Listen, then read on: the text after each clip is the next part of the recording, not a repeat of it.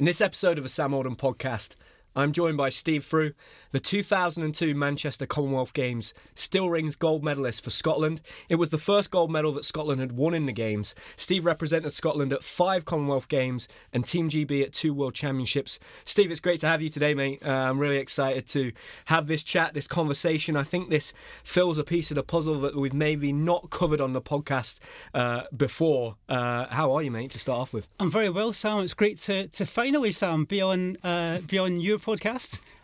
So my last memory, Sam, was actually it was your final high bar routine. Oh, wow, it was in the British Championships, and you absolutely nailed it. And that's my sort of final memory of your amazing gymnastic career as well. Oh, do you know what, Steve? I relive that moment every time I do a school assembly, and like me, you visit schools up and down the country and share your inspirational story and hopefully get as many kids active into sport as possible.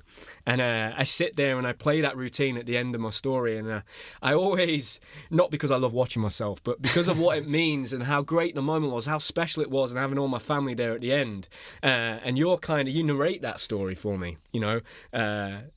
The media team there at British Gymnastics kindly gave me the footage after the competition, so I have the long unedited version. It's about 2.5 minutes long, and as I'm being presented with the medal and the trophy, it's your voice over the top, and you're incredibly kind in the way that you spoke about my career, and I'll never forget that moment. For me, it was priceless. And so thank you for that, Steve. And our paths have crossed a number of times since my retirement, working at different gymnastics competitions. I know you do a lot of announcing, you've done commentating and broadcasting. We always go back to the beginning normally with our guests and how they got into gymnastics, but maybe just for now, it's been 24 years come January since that Commonwealth Games gold medal. How do you reflect on the time that's passed since then now, Steve? I mean, I'm looking at London being 13 years ago, next year 14 years ago. I mean, the time difference between you winning that gold medal in Manchester and London is a shorter time gap, just 10 years, than me sitting here now looking back at London, which was 13 years. Does it seem like it's gone in the blink of an eye?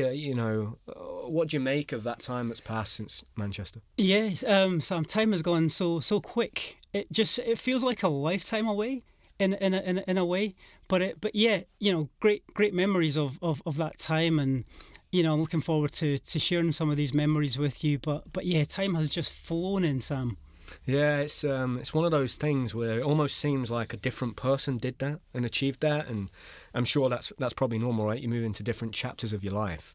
But I know for me, I often talk about the first time I ever saw gymnastics was actually the 2002 Commonwealth Games. So my dad had come to the gym on a Saturday, I'd been training, and he said, Kanakai Jackson did a triple somersault on the vault. And obviously my dad doesn't have a background in gymnastics, so he didn't know that he'd done a handspring and 2 somersaults. And I thought, a triple somersault on vault? What? How does anybody do that? And I remember watching that vault and obviously seeing you win your medal, and that was a big moment at the time because, look, historically, whether you're from one of the home nations or Great Britain, we just didn't win a lot of gold medals or medals at that time. So that was a big thing when you won that medal, Steve.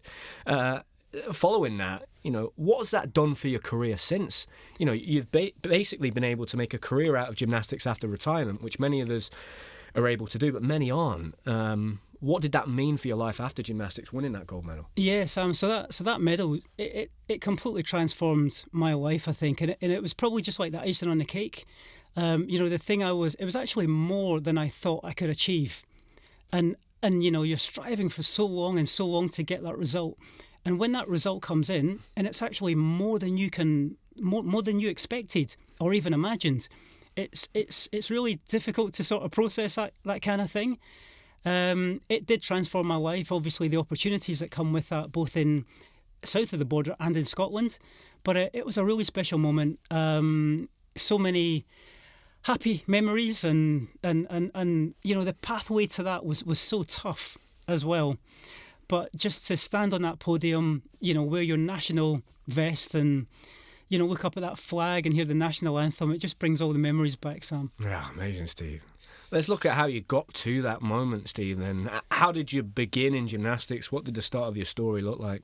Yeah, so humble beginning, Sam. It was a when I reflect on it, I was very blessed from the very beginning. You know, as an adopted child in the 70s, it was a challenging time, sort of growing up in that time in the UK, in particular Scotland.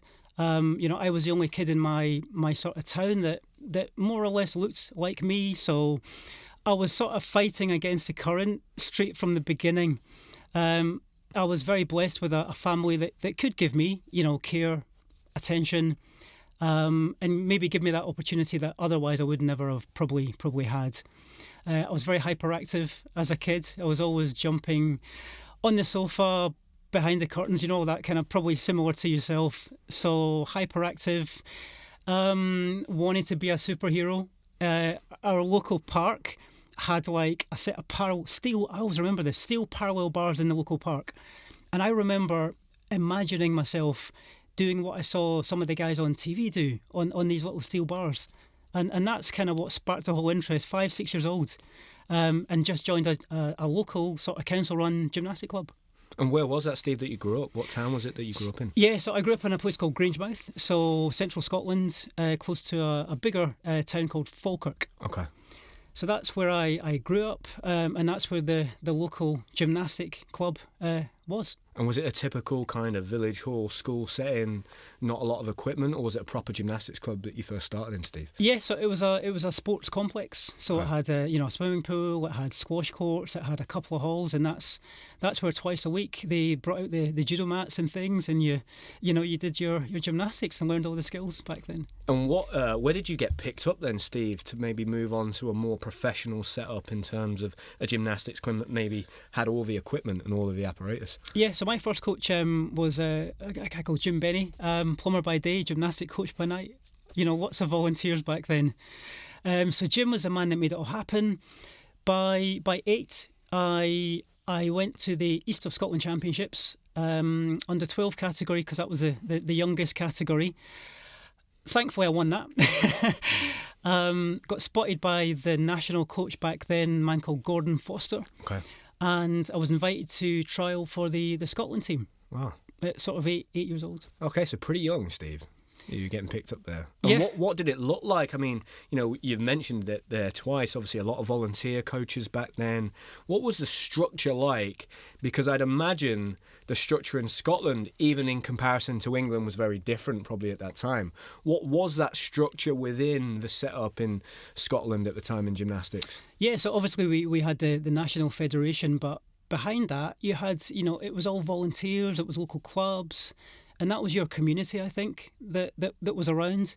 So we had to learn off the people who had sort of more or less done it before us.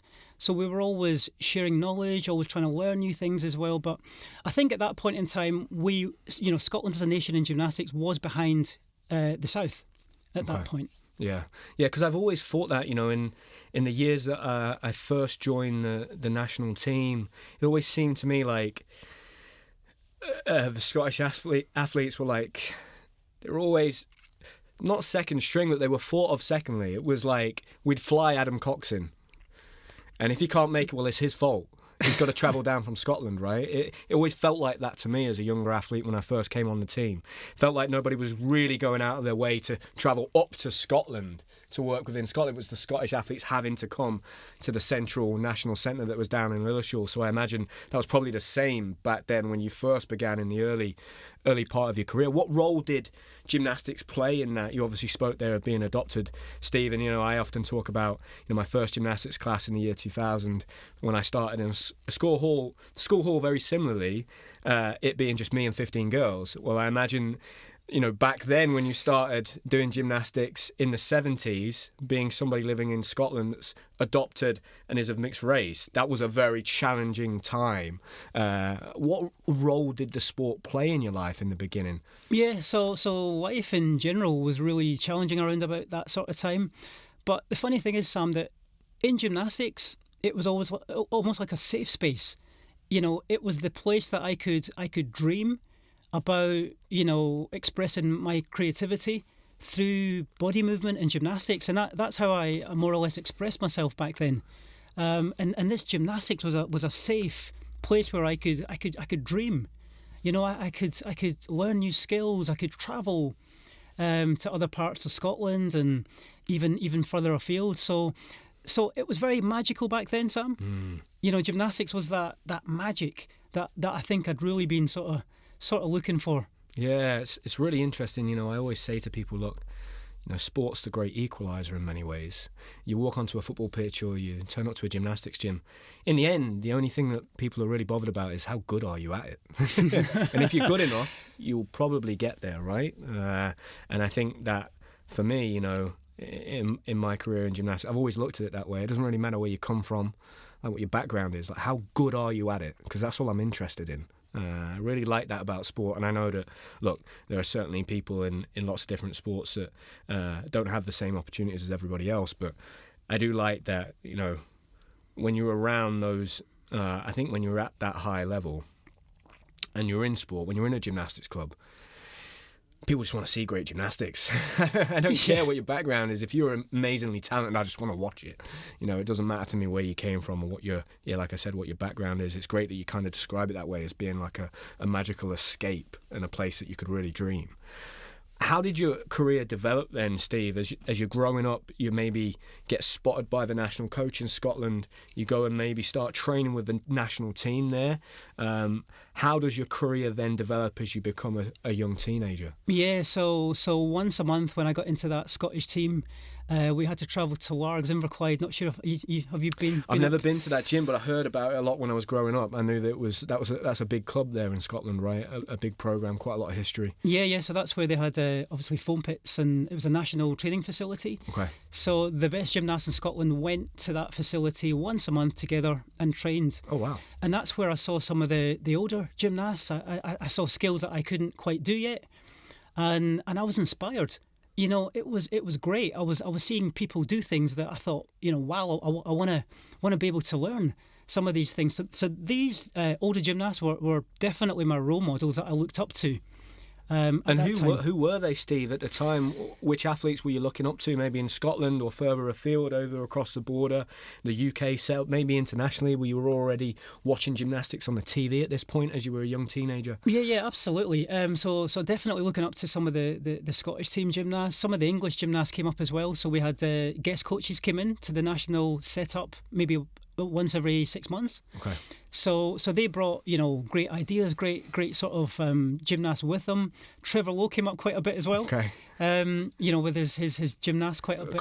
A few gymnasts from Hinckley were Scottish, right? Yes. Is that right? John Much, was he? John Much. Yep, that's Barry right. Colley was Scottish, but probably around similar time to you, a little bit earlier or after. So Barry, obviously the GB men's national coach. So Barry was my teammate in the Commonwealth Games. Yeah, amazing. And who did the gentleman that you mentioned, did he remain the national coach all throughout kind of your early years in the sport, Steve, or was there a changeover at any point? Yeah, so Gordon was very much an innovator, Gordon Foster. So he brought fresh ideas from coaches far and wide. He was a definite innovator. You know, he was a forward thinker, you know, thinking about the bigger picture. So that really helped us to develop. He got a few guest coaches in from the US as well. So the knowledge was coming to Scotland, but it was probably a bit slower than the South. Okay. And, you know, from the get-go, Steve, was rings always an area that you excelled in? Was that something that, you know, rings is one of those apparatus where you mature later in your career, really. But was it somewhere where you showed a bit signs of talent from an early age? I think so, Sam. I enjoyed the sensation, you know, hanging, swinging, you know, trying to test yourself to see if you can hold certain positions and things. So I really enjoyed the rings. I was very light body-wise, but very strong as well. So that probably was to my advantage, I think. So I was quite good at rings. Okay. And it's one of those apparatus where traditionally in this country, right, certainly within Great Britain, we're quite weak on rings as well, so I'm sure that set you apart a little bit in the beginning, particularly when you were a junior. If you've got a strength on rings, not many young athletes, right, that show that talent on that apparatus from the get-go. Sometimes it's developed as you grow into your senior career. And you went on to compete at the Commonwealth Games in Auckland when you were 16. What was that like? I mean, being able to travel the world, you know, you spoke a little bit there about your childhood and getting into the sport. That must have been an incredible experience at just the age of 16. It was incredible, Sam. It was just the most incredible experience that I can imagine. So before that point, when I was around 14, I got into the GB squad. So then I was, I saw a wider pool of gymnasts. My inspiration grew. I saw more skills than I have ever done before. And then I did a training camp in Canada. Okay. With a GB gymnast at that point. First GB International, I was 15 years old. We went to France, so it was GBV France. That was a great memory. And then that led on to 16 years old, being picked for the Scotland Commonwealth Games team. I was the youngest member of Team Scotland, still at school. Was given a month off school during the exam time, which was like, couldn't have been too bad. But yeah, so we got a month off school to travel to the games. And again, it was just incredible to see Canada, Australia, the best in the English team. You know, gymnasts like Terry Bartlett, Neil Thomas, Curtis Hibbert, Australian gymnast. Some of these incredible athletes that I was exposed to at that point in time. The opening ceremony, wearing your national dress, waving to the Queen and Prince Philip at the time. It was just incredible. I had to come back to school after all of that. Yeah, and what an experience, Steve. It was just incredible, and I think that's probably, Sam, when the spark was well and truly lit. Okay. At that point. You know, I was exposed to this, this Commonwealth experience, and I was hungry. I was hungry for success. Yeah, it's really interesting. For me, you went to 5 games, Steve, which is incredible. So you've really seen the sport evolve over that time, and also the Commonwealth Games. Right, we're in a position now where it's quite difficult to get a country to agree to host the games, and there's talk of, will the games keep going? Imagine back at your first Commonwealth Games, it was still very much a big event that was showcased to the whole world, right? And countries were fighting over being able to host this, and obviously being from one of the home nations, it's a big deal, right? Like it's always shown on the BBC. You get a lot of airtime if you compete at the Commonwealth Games. So that must have done a lot for your career and really opened your eyes into, okay, what that competitive level at the top is really like. What year was that Commonwealth Games, Steve, that you went to New Zealand? Oh yeah. So that was 1990. 1990. So I was 16 years old. I remember that because I had my 17th birthday on the plane coming back. No way. Yeah, so because obviously we were travelling through a couple of different time zones. Yeah. So as a 16-year-old, I got to enjoy a couple of birthdays, if I can remember, and then amazing. back to Scotland and a birthday cake from my mum and dad. So. And what did the journey look like after that, Steve? You come back at 16. We're now talking 1990, you have, I guess, Barcelona coming up in 2 years' time, where a British team did very well, actually. That was prior to 2012, had been the first time that they'd qualified for an Olympic Games as a team outright. Must have been great to be around that setup and that senior team as a young man, still a teenager, as you were about to transition into being an 18-year-old and a senior athlete and a young man. Yeah, absolutely. These results, Barcelona was incredible. The UK, Britain was buzzing in gymnastics. We were finally getting some success that we hadn't had for many, many years. So, and that was trickling down into some of the the under 18 squad, the under 16 squads, and we were all, it was that first kind of wave where we were all energised that maybe one day, Great Britain could actually achieve something on that world stage. Because we hadn't quite sort of got to that point that we're in obviously now. I mean, it's a completely different level at the moment. Yeah, I think for everybody listening that has maybe, followed the careers of the athletes that competed, in the mid kind of, I'd say from Athens onwards, and particularly the success from kind of 2010 and beyond. They might not have known that in the early 1990s there was some success, particularly from Neil Thomas, who, it always struck me whenever the Soviet coaches, and particularly my coach Sergei and his compatriot Andrei, they would speak so highly of Neil Thomas. which was really interesting because you don't get that a lot from coaches from that part of the world. They're very critical of other styles of gymnastics, but they would speak so highly of his technique and the way that he performed and did gymnastics, which I always found very interesting. What do you remember about Neil Thomas and the type of gymnastics he was doing, and was he kind of the Lewis Smith, Max Whitlock of your day, Steve? He certainly was. Neil had everything. You know, he had grace, poise, style, and his tumbling was completely on a different level to anybody else at that time. So Neil was almost like a tumbler in a gymnastics sort of body. His acrobatic skill, his flair, his elegance was on a different level to anybody in the UK at that time. So we were really inspired by Neil. We used to see him at Lilleshall quite a bit, and he'd chat with us, and we'd ask him questions and everything. So he was very much a role model for us growing up as well. And even at that time, as you say, Sam, when the Soviet was starting to split up into the different countries. So we found a lot of the former USSR coaches came to the UK, and they spread the knowledge that we were not really getting up until that point. You know, there was a select few British gymnastic coaches going to the USSR to get to go to training camps, but it wasn't getting shared or spread amongst the sort of general sort of gymnastic teams as well. But on that separation of the USSR, we found the knowledge came to us.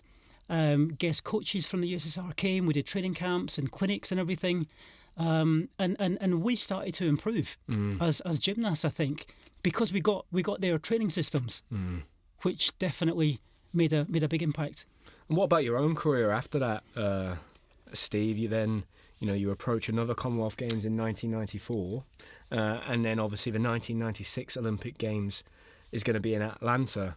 Where are you in your own career around that time, following that 1992 Olympic Games, where obviously Vitaly Sherbo wins all of those gold medals, and gymnastics is very much one of the poster sports of the Olympics at the time, and we're having all of that success. And Neil was a real star back then in Great Britain, at that point, a real pioneer. Where is your career at that point, Steve? Okay, yes. So 17 years old, I left school, Sam, and I was at a real turning point.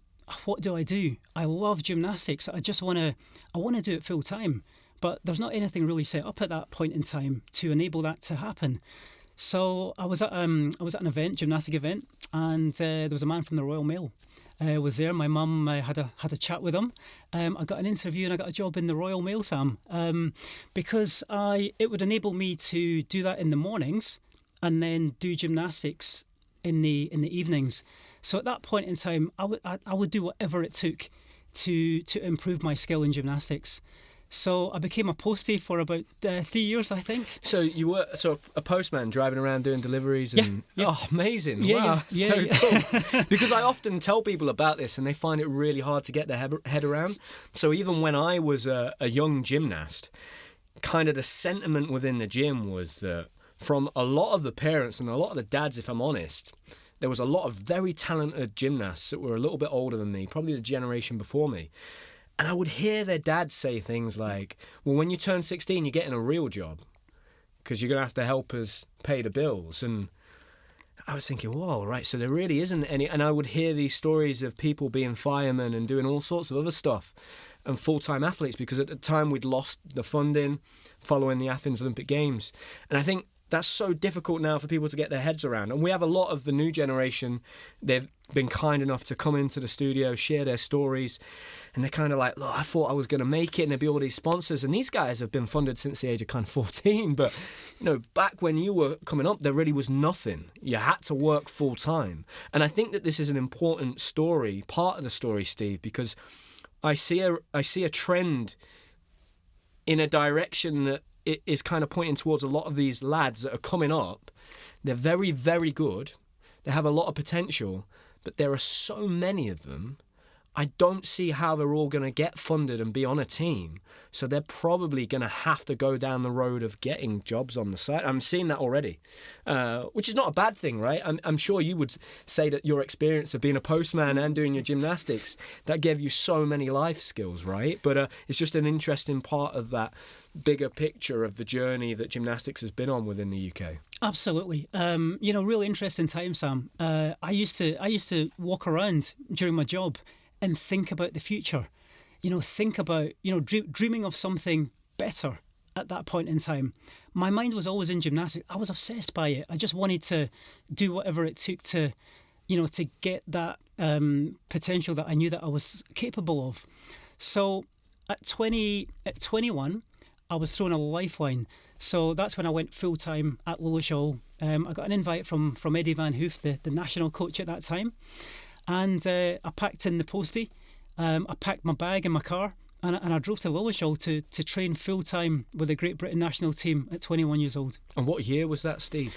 So that was around about 90 sort of 6. Okay, and is that when the lottery funding first came in and that set up? Yeah, exactly. So this is even a little bit pre-lottery. Okay. So we were all still struggling. Obviously, there was no wage coming in. There was no sponsor at that moment in time because obviously GB were not really on that world gymnastic map in any sort of way, apart from obviously Neil's medal at the World Championships.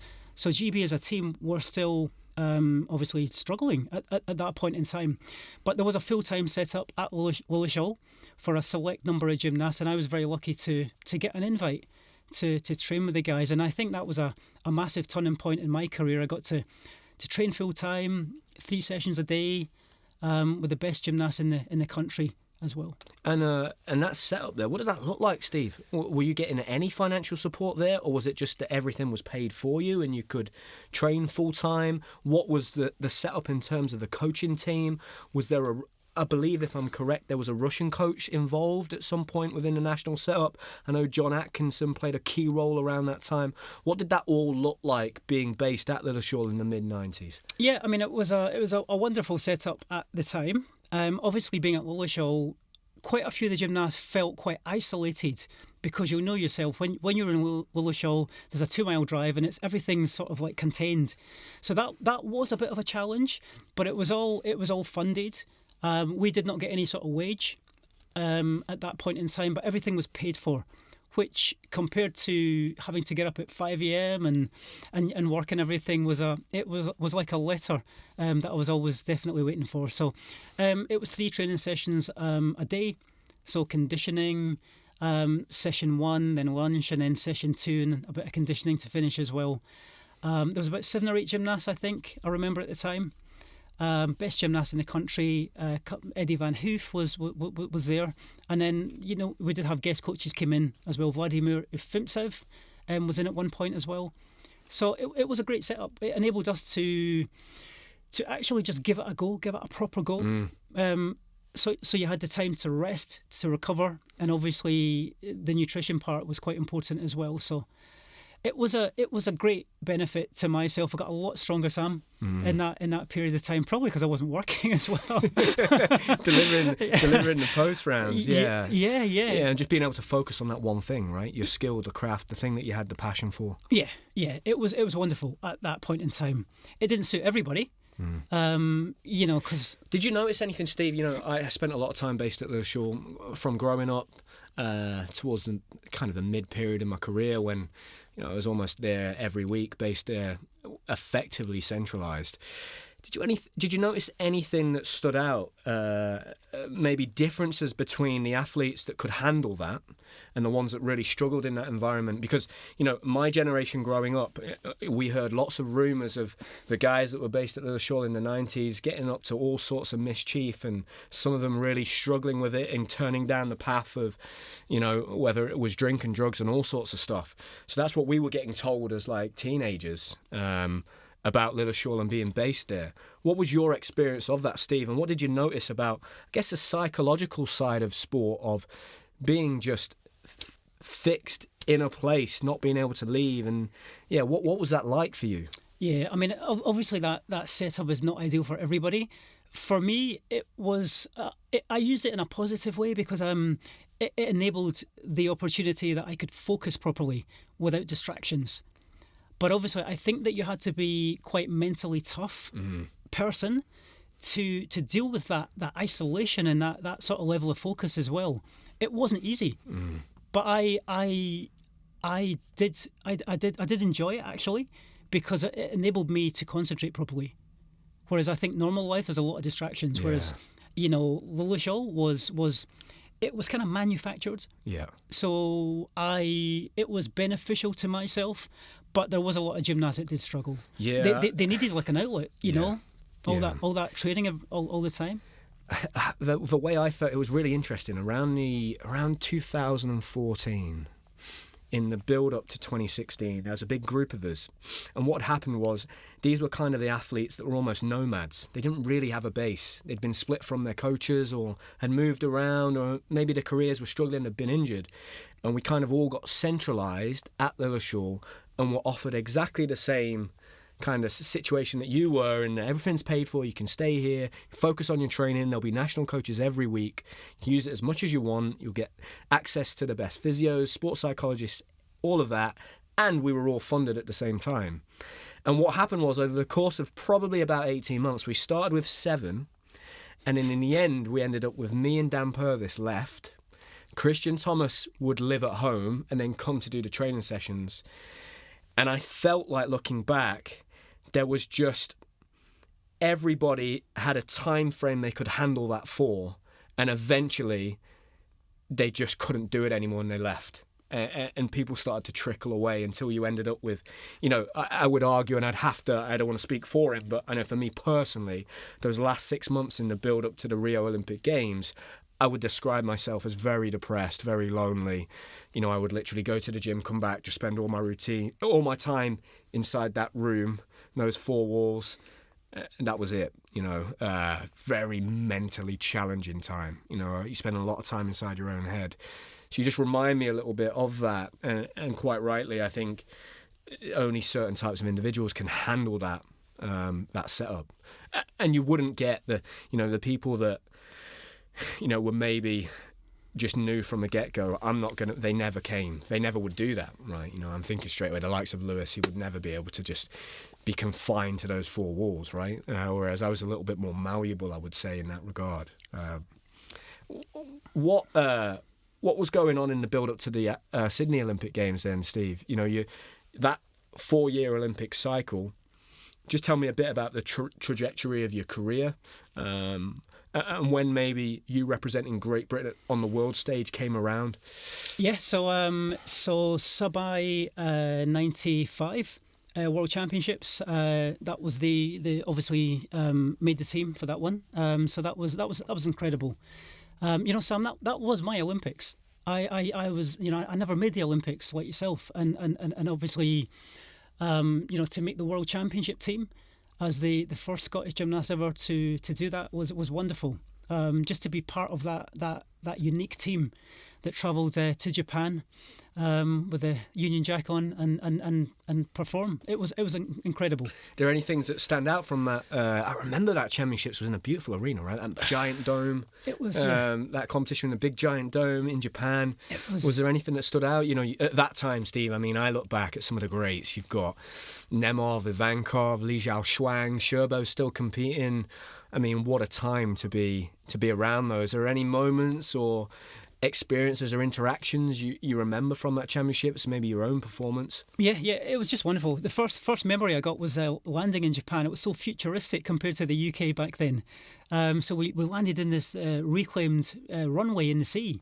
It was just incredible. So, but obviously, the Soviet gymnasts, Ivankov, and they were immaculate. We had never, I had never seen gymnastics on that level, that old Soviet system. Their lines, their flair, their skill level, it was just incredible. The Chinese team, the Russian team, was just on I was just mystified. Yeah. It was incredible. Yeah, it's really interesting. At that time, following '92, there was the breakup of the Soviet Union, and you have all of these greats that were part of that team in '92, splitting into Ukraine, Belarus, and Russia. I wonder what it was like between those countries at that time. Would they all still kind of train together? They spent their whole lives training together. Was there kind of a split, or were they all still mingling and, very much still training with each other? I'm sure coaches were still split between different countries. It was a very strange time for the sport of gymnastics, right? Like the Soviet Union and USSR had been so dominant for so long, then all of that changed, as you get into 1996. Yeah, it was an incredible time for gymnastics. It made it a bit fairer for us guys, I think. It just wasn't that dominance of the Soviet anymore. It was getting shared around, which was a really interesting time. And I think at that time as well, Sam, that's when a lot of the ex-Soviet coaches went around the world, spread their knowledge, their wisdom to some of the smaller countries, and everybody else improved after that. I think, and it was a magical time. But the Worlds, for me, it was a great blessing to be part of that team in '95, and just be, just perform and yeah, wow, it was just bringing back great memories, as well. And then obviously '97, Lausanne, Switzerland, was my second Worlds, and again, it was just incredible to be part of that team. And what apparatus did you compete in Lausanne in '97? So I think it was a reserve in Lausanne. So I was sort of standby reserve, travelling reserve, and I just remember because I think that was the first Worlds where there was no compulsories. Okay. As well. So it was just an amazing time again, and it. Yeah, watching the best gymnasts in the world, you did feel a little bit out your depth a little bit as well, but it was just such a growth period as well for myself, I think. Do you remember seeing a young Alexei Nemov around that time, Steve? I do. I mean, he was incredible. Just his lines, his flair. He was a superstar of that that team at that point. He was just, everybody wanted to be him. Everybody wanted to do his gymnastics. He was just incredible. Yeah, it's amazing how many athletes you speak to that were inspired by his style of gymnastics, right? And there's some of those things that you can't really pinpoint. There's something about him. He has like this mystique, like this magic, this something special. He makes you feel something with his performance. That's right, and it was a character as well. Yeah, he was a proper character, and he had this personality that was very outgoing as well. And I think that's what attracted, not just us as gymnasts, but the general public to Nemov at that time as well. Did you ever feel, Steve, like you had a real shot at an Olympic team, an Olympic Games? So it was Atlanta '96. I was in the squad. So I was in that squad that went to the pre-Olympic training camp in a place called Tallahassee in Florida. So I think there was about seven of us went to that pre-Olympic training camp just as a recce, same sort of area as Atlanta. Just to get a feel of the land and everything. But yeah, I was just on the border of that team. Mm-hmm. We didn't qualify to actually send a team to '96. Okay. So I missed out, and yeah, it was that was my sort of Olympic shot, and just didn't make the grade, didn't make the team. And what did your career look like as you then move into Sydney 2000 comes around? You obviously, the British, we had Craig Heap go and compete there, and then you enter the early 2000s, post-millennium. What did your career look like at that time? When did you continue to be based at Lilleshall? When did you transition to coming back to potentially then move back to Scotland? And what did all of that look like? And what did the Scottish setup look like in those very early 2000s, Steve? So yeah, that was a real turning point. So the centralised training at Lilleshall ended. And what year was that? So that would have been around, I think that was around 97, 98. Okay. It just wasn't working at that point in time anymore. So all of us gymnasts had to go back to our home clubs. So it was a real turning point. I actually did go and train with Craig Heap for a bit up in Newcastle, which was wonderful.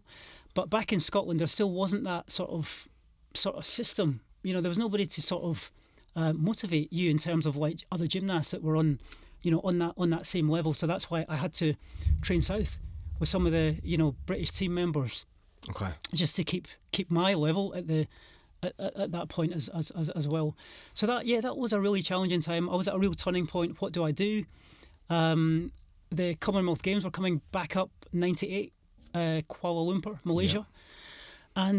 And yeah, I just wasn't really in the right space at that point in time. Okay. As you mentioned, you know, trying to figure out which club to go to and train, and the real challenging time. And when you moved back there to Scotland, when, you know, the centralised system breaks down there for a period of time, are you going back to Scotland and going back into working full time? What does that look like? How did you then manage that? And was it difficult to transition maybe back into making that decision? It was really tough. I mean, the Royal Mail always said to me, you know, there's a job waiting for you.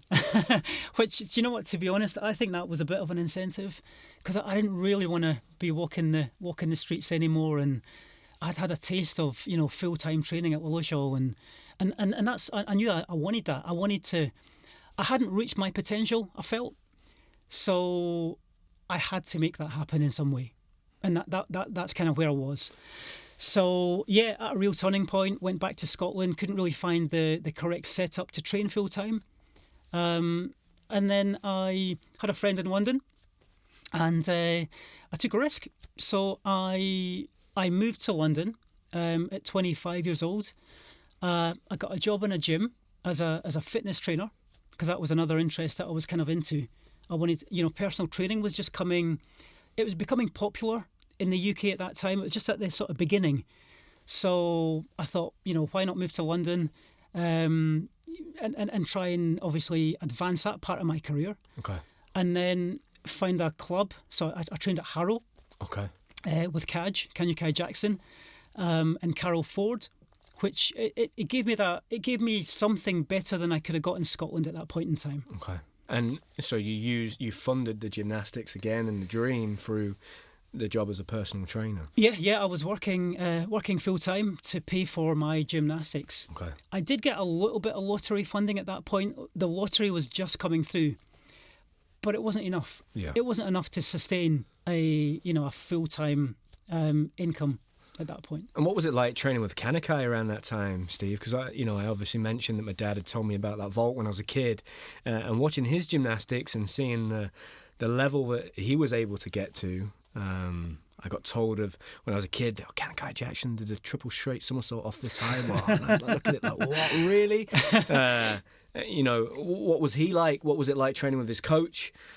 One of the only coaches that you would ever hear about having a female coach, right? You've got Christian Thomas now that came through, had an incredible career, was coached by Michelle Bradley, who was the mother of Ryan Bradley, another great athlete. What was that like? What did you notice about that dynamic, and what's different about maybe having a male coach and a female coach?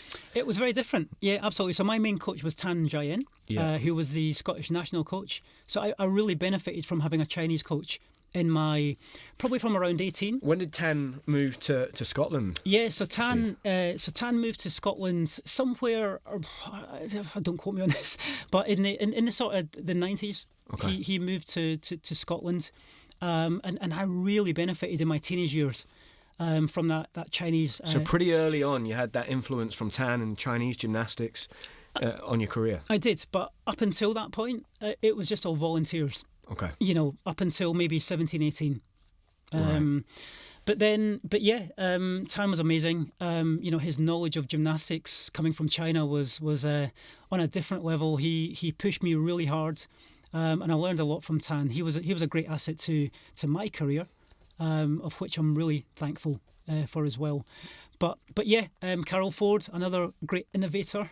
Carol, training with Canyu Kai he was such a pioneer, Canyu Kai, in gymnastics. He was so powerful as a gymnast, and it was great to train with him. Mm. He had a great ethos in his training as well. I think he was the first in the UK to do like a handspring double front and vault, and also Kovac, I think. But don't quote me on that. But he was amazing. Yeah, two incredible influences on your career there, Steve. Yeah. And I didn't know this, and I'd known that. I'd known of Tan, and obviously when I first came into the British setup, and Adam Cox was one of the good seniors at the time, and Daniel Keaton's had told me about trips they'd been on to China when he was 15, 16, and these amazing stories. I've heard about these trips. Amazing stories of the trouble they got themselves into. But I think that avenue for me, when I look at like Dan Keaton's trajectory into the British team, he was able to compete at that top level so early because of his connection with Scotland and being able to represent Team Scotland and being given those opportunities as just a 14, 15-year-old, very similar to yourself. And that's a real advantage, I think, of potentially somebody that is able to also represent one of the home nations as well as Great Britain. Typically, a lot of the British team is made up of a lot of English athletes, right? But if you're able to represent Wales, Scotland, Northern Ireland, that gives you such a great opportunity to feel that top level maybe earlier than you otherwise would have that opportunity to if you were just English, and I'm sure you would say that you benefited from that in your career as well as the likes of Daniel Keaton's, Frank Baines, Dan Purvis, Hamish Carter since you and the success you've had. What role did Tan play in that? Because he's a big part of that puzzle that we've maybe left out. And what did he bring to the table that was maybe different from what that kind of Soviet Russian system was bringing? Because he was coming from that Chinese setup, which is, again, very incredible style of gymnastics, but very different. Very different, Sam. We benefited so much from Tan's knowledge and wisdom and how he constructed routines and skills, how he analysed skills, how he taught skills.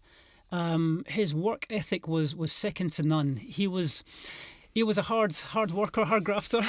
He pushed us a lot. But yeah, I truly benefited from that Chinese gymnastic knowledge. It was incredible. We had nothing like it at that point in time. It was great to benefit from that, and also representing both Scotland and also Great Britain gave you so many more opportunities, as you mentioned, to travel. At 16 I went to a Commonwealth Games, but my GB teammates at that point in time couldn't get to anywhere near that Commonwealth team at that age. So we benefited a lot from that. Yeah, that's one thing I've always thought. It's just a great opportunity for those young athletes to kind of jumpstart. What happens in gymnastics a lot is that, once you get to the age of 18 and you can now be a senior athlete and you're able to effectively try and qualify for these major teams that go to the Europeans and the World Championships, the Olympic Games, what holds you back a lot of the time in those selection meetings is, well, he doesn't have any experience yet. It's not tried and tested. But actually, it's a little bit of a shortcut being able to compete for Team Scotland or Team Wales and Northern Ireland at those Commonwealth Games, because then you go, well, you've seen me now compete at that level. I've got that. It's almost like, do we take the degree or do we take the actual life experience? Well, you kind of got both at that point, right? Absolutely, you've hit the nail on the head. So brings back another memory around about 94, I think, Sam. So because I was representing Scotland at internationals, so I was getting that, and also GB internationals as well. So Vladimir Ufimtsev, who was the coach to Vladimir Novikov, okay, Russian gymnast. So Vladimir was in Scotland as the national coach, and Vladimir took myself and another gymnast to the World Stars competition in St. Petersburg in Russia. Wow! And again, that was like a mini Olympics. It was a top Russian gymnast and Chinese gymnast in this World Stars competition. And he just said, you know what, you need a competition, guys. I'm going to phone up a friend and take you to that competition. So we went to Russia around about 94 time. And it was just amazing again. Yeah, real education in the sport. Absolutely, but I wouldn't have got that opportunity through BG. It was a Scottish opportunity that came. And then we've got to talk about Manchester, Steve. Just tell me about the build-up to that. Yeah. Where did you sit? What was the lay of the land around that time within the GB setup? What was your preparations like as you headed into Manchester? Yeah, again, really interesting time. I was based in London at that point in time, working as a fitness trainer and then training in the evenings. It was a really tough time. Lottery funding was down again. I didn't qualify because I wasn't living in Scotland. I didn't meet the criteria. I was pretty down on my luck in that sort of sense. At that point in time as well, my mum got ill. Okay. So that was really affecting, what decisions and what sort of stuff I was doing. So that was a really tough point. She got cancer, and that was a real turning point for me. What do I do? Do I pack in the dream, or do I give it one final chance? I was in the gym one time working as a fitness trainer, and a guy called Oliver, a good friend of mine, an Irishman, businessman, in the gym came in. And he saw that I was a bit sad because I just did not see myself. I was quite outgoing, quite cheery and all that kind of thing. And he said to me, "What's up?" He said, "You've got the Commonwealth Games coming up in the year 2002." And he said to me a few words that changed my life. He said to me, "Somebody's got to win that gold medal at the Games, so why not you?" And when he said that, I don't know what it was, but it was almost like the penny had finally dropped. He said to me, "Why not you?" And I think that's when that belief in me sort of finally caught up with me.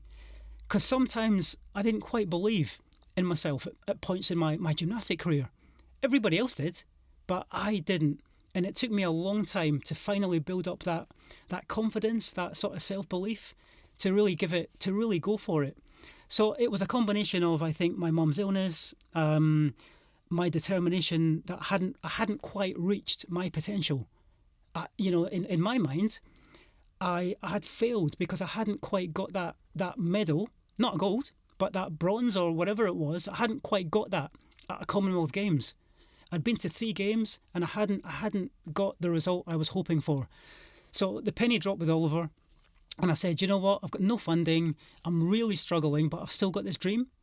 And that's when I decided to really focus on it and give it my best shot. I didn't really care who was supporting me. I didn't really care what I didn't have. All I did is I just went for it. I just had no fear at all, Sam. And I trained like a beast. In that time, I got really strong really quickly because I had nothing to lose at that point in time. And I didn't want to be an old geezer looking back on my career, having almost made it. So everything just came together, I think, at the right time. Oh, what an amazing story. It's brilliant. And do you know what? It's so interesting. I'm very lucky that I get to sit here with some of the best athletes in the world. And, some of them have reached the pinnacle, the highest level. Some of them are still on that journey. And the one thing that I pick out, and I've learned in, nearly 3 years of doing this, is that the ultimate deciding factor is the self-belief. That's what makes a difference between the good and the great. And it's not you can't fake it. It has to be this innate desire and feeling of pure self-confidence that I can go and do this. And it's like a unshakable confidence that they have in their own ability. It's not in an arrogant way. And the best athletes, they all have that. It's like a quiet confidence, a quiet determination. They don't tell anybody else.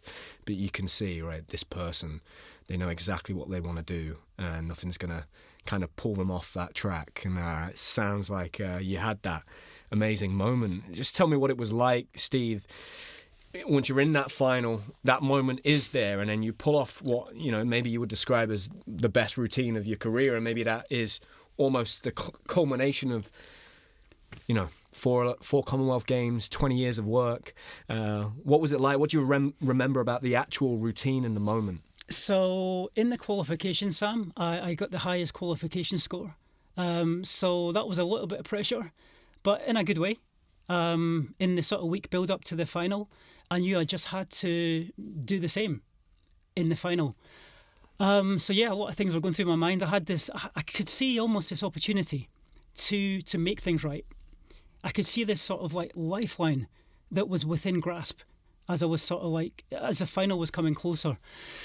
Day of the final, I knew that I was only going to get one shot and that was going to be it.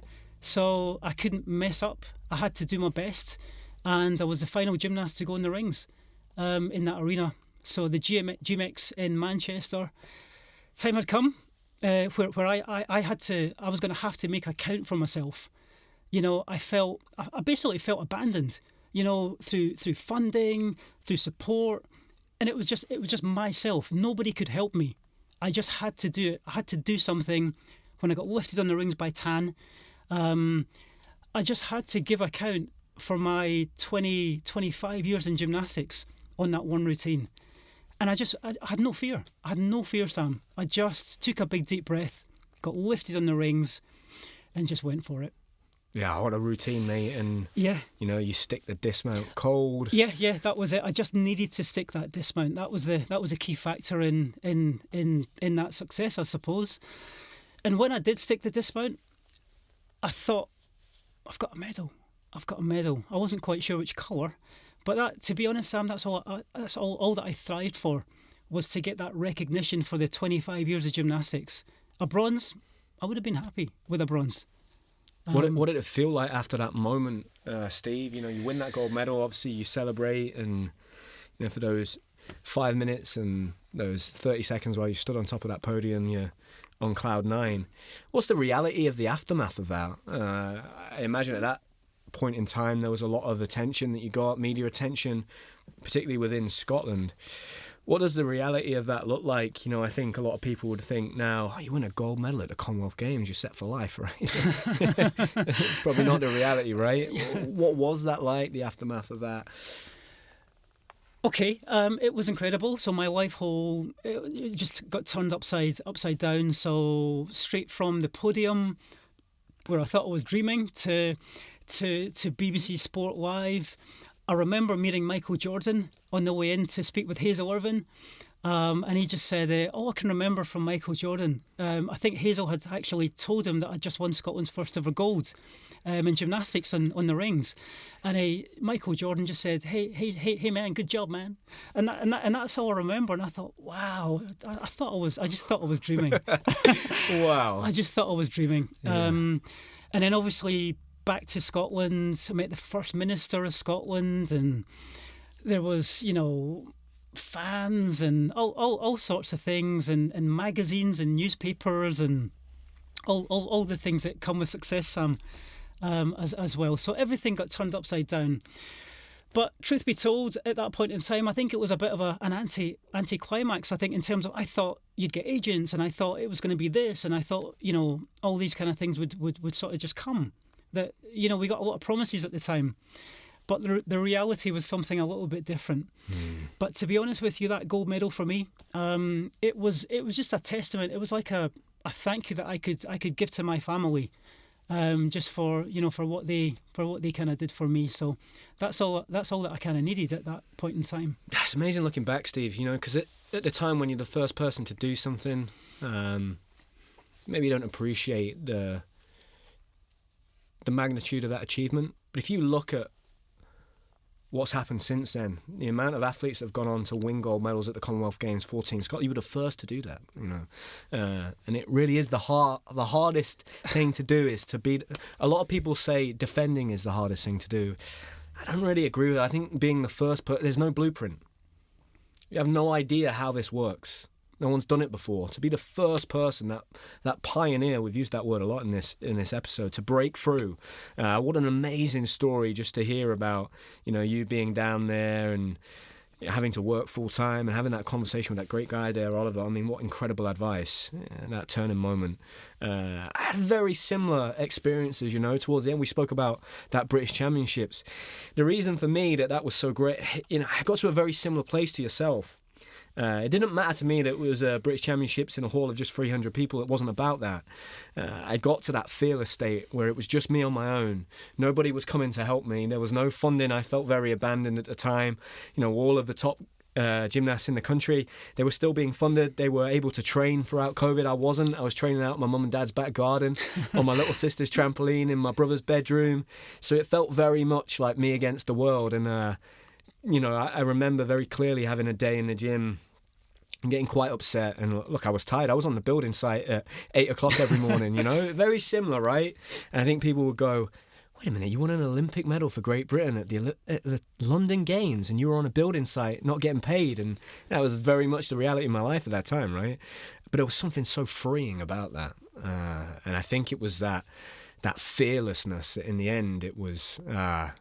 that made the difference, It wasn't a perfect routine or anything, but it didn't matter. It's what it represented to me personally, and that's why for me, definitely one of the greatest achievements of my life. And I feel like, similar story, you probably say the same thing. It wasn't about the fanfare and all of that. It was that personal journey of that I'm sure has stood you in good stead for what came after your gymnastics career. You still go on, Steve, to compete for another 4 years, and you represent Scotland in Melbourne. At this point in time, you're crossing over to that next generation. Those two generations are colliding, and you're seeing Daniel Keatings and Lewis Smith coming through. Can you remember that time and what you felt about? Could you feel something different was happening, and there were some changes, and maybe the mindset of this next generation, maybe things could be a bit different? I could, yeah, great memories. Getting pushed by Daniel Keatings and so many more gymnasts. So the running joke in 2006 at the Commonwealth Games was, so I was team captain for Scotland, and then Dan Keatings was just coming on board. So Dan was born 1990, and that's the year that I did my first Commonwealth Games. So that was a running joke in the team. The old man of the team, and the young up and coming gymnast Dan Keatings. So yeah, it was. I mean, it was great to see Dan. He was such a refreshing, talented gymnast, and it was great to see that transition, that crossover, and almost pass on the baton. Although I was 33 years old at that point in time, and I actually felt stronger than in Manchester. And you made the rings final, right? I Steve? did. Yeah. I fell in a dismount. I was totally gutted because my dismounts were going really well, Mm-hmm. but I just put a little bit too much into the strength part, and I run out of steam. And I just remember kicking into the air for the dismount, full twisting double straight, I think, and I just didn't have enough power, so I just run out. I was pretty gutted because that 4 years build up to that was everything, the focus, the nutrition and everything. But you know what? I'd got the gold medal, so I think I just had to sign off and pass on the baton, Sam. I think as well. There's got a nice holiday as well. In Australia. Not bad places to go to the competitions, Steve. I mean, traveling the world, New Zealand, Japan, Malaysia, Australia, for all these big events, just incredible. And obviously to have I know for you being a Scottish athlete, not a home games, but at least being able to have a lot of people that would have supported you for Great Britain, and a lot of your friends and family and supporters from Scotland, I'm sure, being there in Manchester. There's a lot of people try to pinpoint what it was that led to the success that next generation went on to have, Steve. Somebody that was there and saw it and was part of that transition period. When you look back and you reflect, what pieces of the puzzle do you think were able to be put together correctly in the right order to allow for this generation to have gone on to have all the success that they've had, that was maybe missing for you guys back when you said, you had those talented lads in the 90s, but it just didn't quite fall into place? Yeah, I think the piece of the puzzle I think was missing was that the knowledge came. The expertise came to the UK, and also the setup was right. There was sponsors, there was funding, there was facilities that they could actually make it all happen. So we were almost like the guinea pigs generation, where we were very talented, I believe, perhaps just as talented as this generation coming up, but it was the infrastructure just wasn't quite there yet. So, but it's wonderful to see some of the gymnastics happening now. Just watching the recent Junior World Championships was incredible. The talent that is coming through now is just on a different level, isn't it? Yeah, it's amazing, mate. I think back to a lot of the kids in my gym that I grew up looking up to.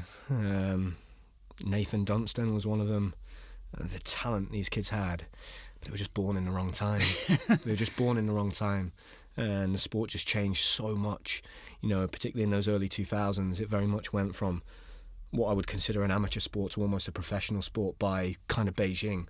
As soon as we got that first Olympic medal, London win the bid, the money comes in, everyone wants to be part of this journey towards the London Olympic Games, and I was just very fortunate. And I didn't realise this until I got close to retirement. One of my teammates that represented Ireland, Andy Smith, he said, how lucky we were to be born about 10 minutes away from one of the best gyms in the country, and one of the best gymnastics coaches in the world just happens to move there in 2001, and we're the right age and all of these stars align and we win the bid for the Olympics. And I'm like, you're so right. And there is a real piece of that puzzle in a successful sports career that is just a bit of luck. You do need a bit of luck. And don't get me wrong, everybody works incredibly hard and you have to take those opportunities.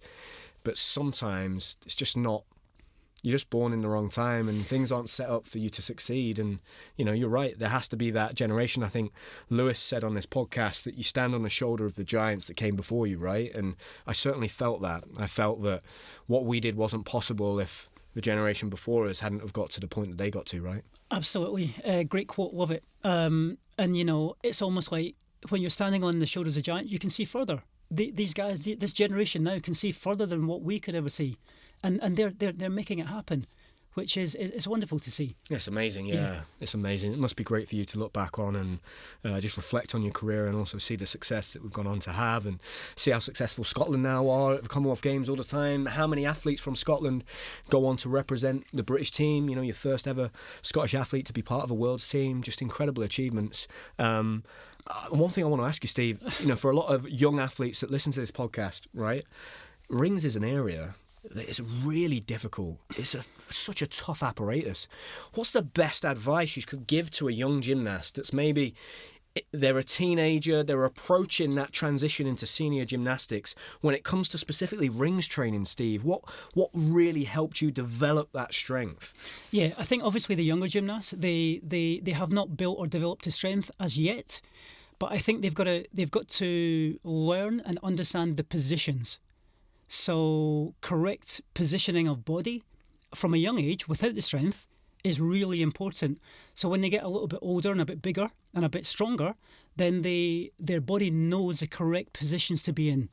Because I see a lot of young gymnasts and they're not quite, they don't quite understand the correct body positions to be in for like planche or maltese or stuff like that. So it's almost like when I was in China, we went on a training camp to China 2006, and I saw these young, thin, fragile gymnasts, but they were in perfect positions, learning about the positions, you know, from 5, 6, 7 years old. They were learning these perfect positions, even although they weren't strong enough to actually hold the positions. So is that a learning point that perhaps some of the younger gymnasts who are really struggling with strength, if they can start to learn these positions, then I think that they can, when the strength does come, and it will come in their teenage years, they should be be a lot stronger at that point to make it all happen as well. Steve, that's fascinating, and I could relate to that so much because I wonder how much of strength is just a psychological barrier. And what I mean by that was when I was growing up, you certainly weren't in the team at that point. By the time I was 15, 16, I was as strong as all of the seniors. There were a few that were stronger, maybe Luke Folwell and a couple of others, Ruslan Pantelemonov.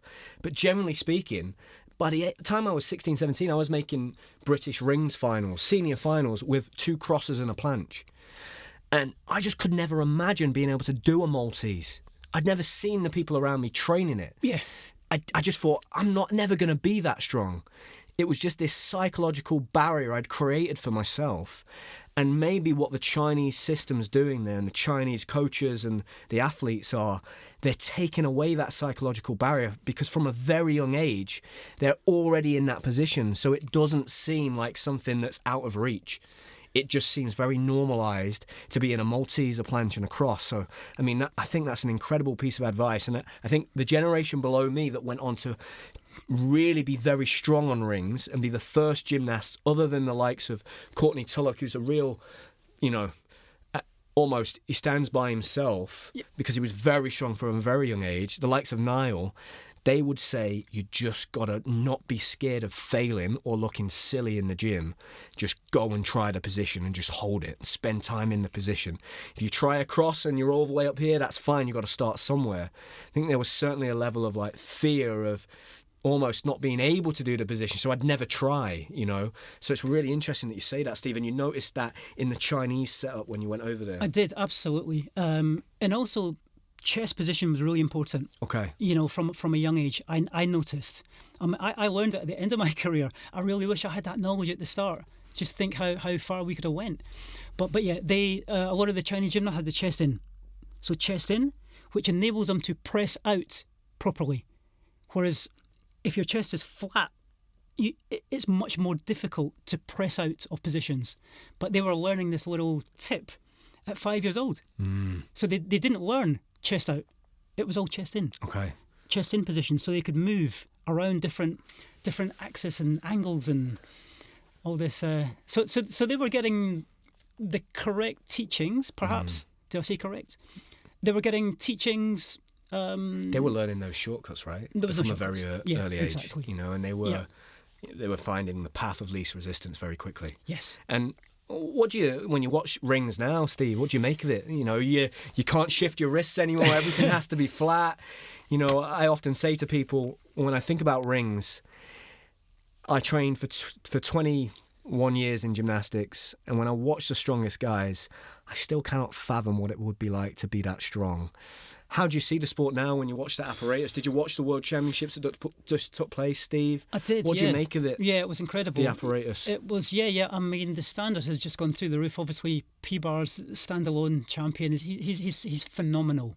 But rings, as you mentioned, Donnell Wittenberg, it was great to see him finally be crowned after such a long career as well, and he's so strong.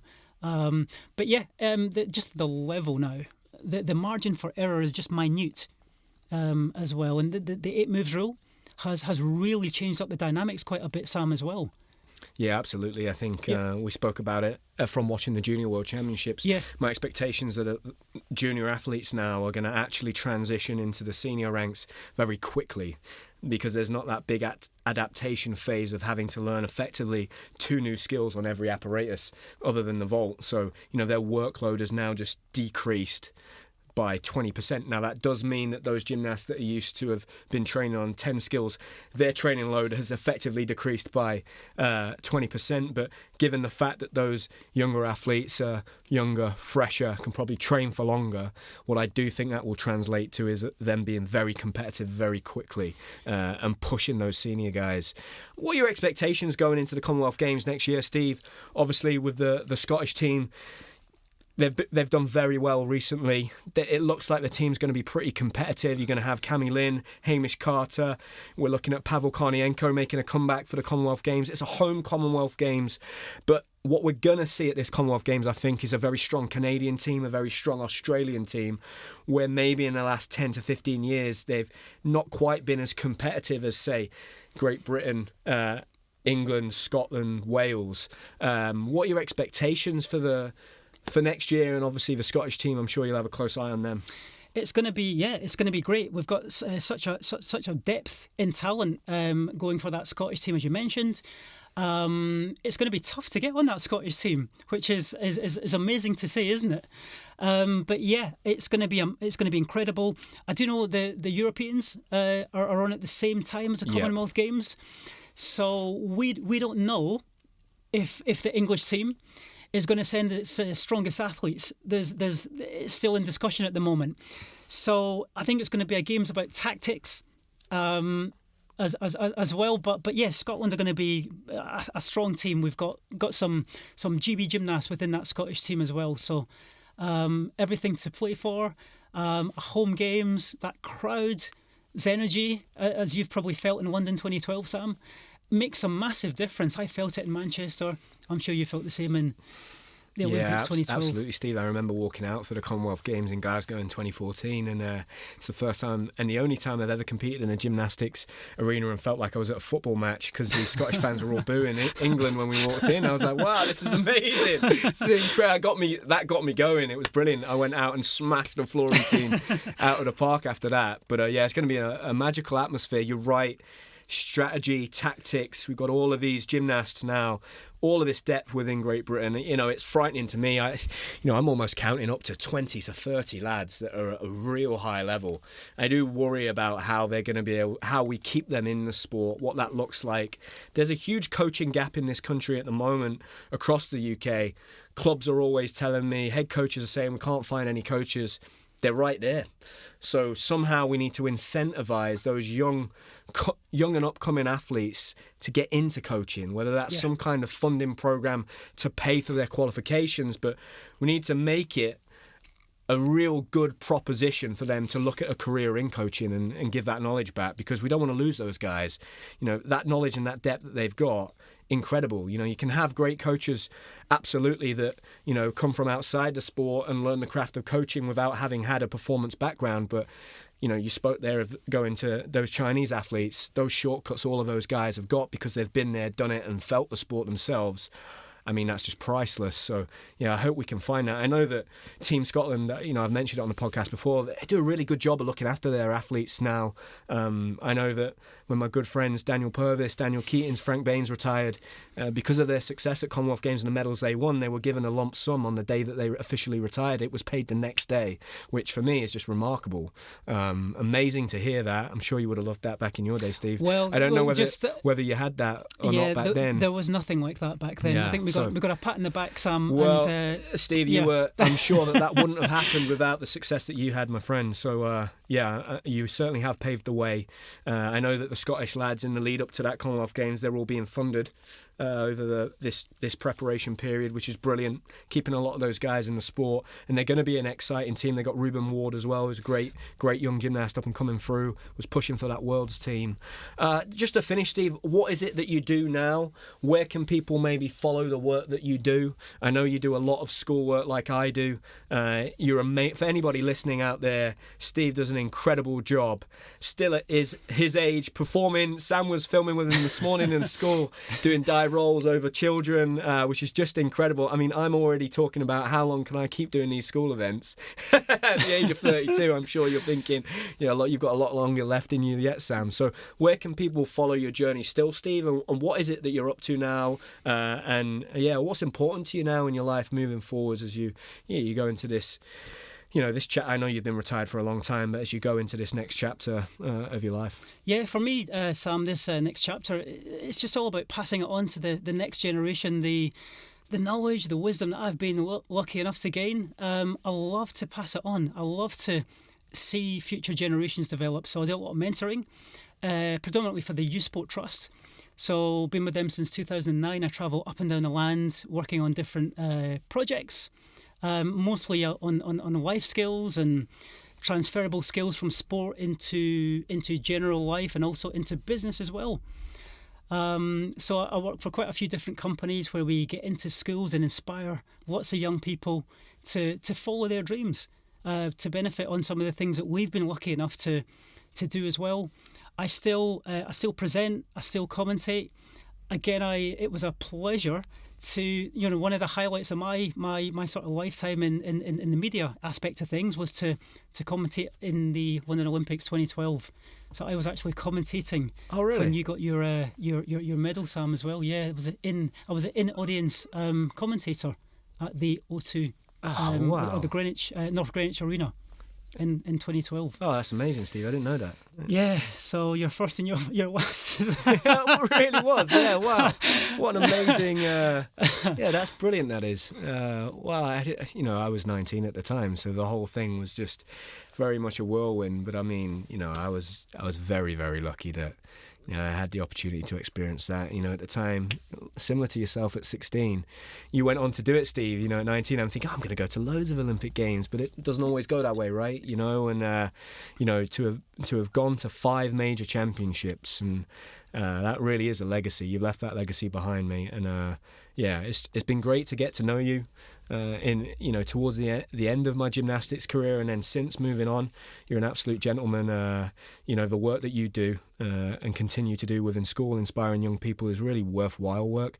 Of all the work that I do, I think the school work is the one where I go, nobody really loses here. Right? This is just a really important thing, and it's very valuable. And thank you for sharing all of your story today, mate. I really do think people are going to enjoy it, because it kind of starts to put the pieces of the puzzle together that come before that.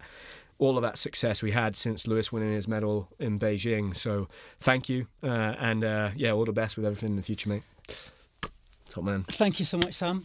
And it's great to see you educating the masses, all these young gymnasts around the world. Keep up with your amazing podcast, and it truly is a pleasure to guest on your podcast as well. Thank you very much, so much, Sam. Thank you.